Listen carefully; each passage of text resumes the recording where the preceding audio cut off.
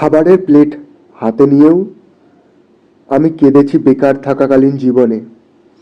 খাবারের কষ্টে কাঁদিনি, নিজেকে ছোট লাগার কষ্টটাই বেশি লেগেছে।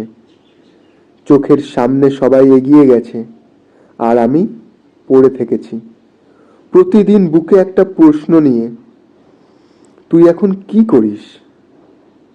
বেকার মানে অলস নয়, বেকার মানে একরকম অসহায়ত্ব, যেখানে নিজের জন্যও কিছু করতে না পারার চাপা লজ্জা প্রতিদিন তাড়া করে ফেরে। খাবার পেয়েছি, তবুও গিলতে পারিনি।